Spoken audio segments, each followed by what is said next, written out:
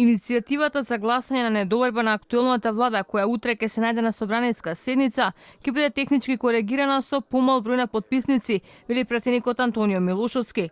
Согласно деловникот, таквата опција е возможна за да се вметнат забелешките на сите потписници на истата.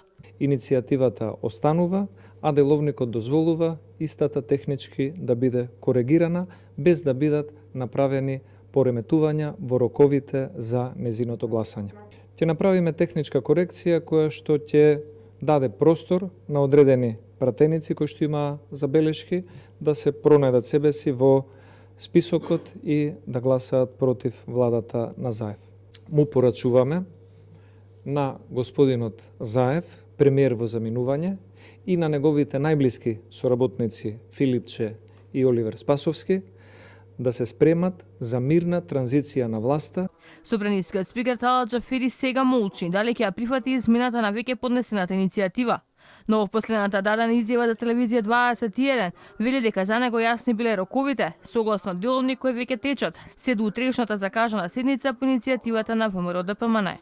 Јасни се процедурите. Има седница закажана во четврток. Седницата мора да има епилог. Епилогот може да биде се гласа недоверба паѓа владата, не се гласа недоверба не паѓа владата. После тоа наредните 90 дена не може да има повторно гласање за недоверба. Затоа е даден рок од 90 дена. Процедурата е отпочната. Ако се повлече сега барањето за гласање на недоверба на влада, нема право наредните 90 дена за повторно барање за гласање на недоверба.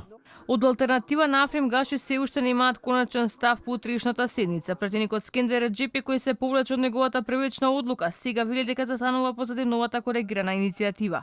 Доколку биде изгласана недоверба на владата, тоа ќе значи дека во законодавниот дом ќе има ново парламентарно мнозинство. Според деловникот и уставот, шефот на парламентот го информира кабинетот на претседателот Стево Пендаровски, кој потоа има рок од 10 дена да му го додели мандатот на политичар од новото мнозинство, што ќе го изберат од најбројната партија или нејзината коалиција, кои го иницирале гласањето на недовербата. Според уставот, новиот мандатар ќе има рок од 20 дена по давањето на мандатот на собранието да му поднесе програма и предлог за составот на новата влада.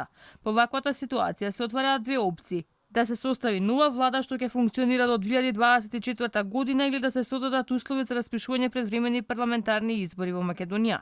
Ако биде изгласана недоверба на владата, постои можност да се избере и нов мандатар, што би оформил техничка влада со трајање од 100 дена до денот на одржување на предвремените парламентарни избори.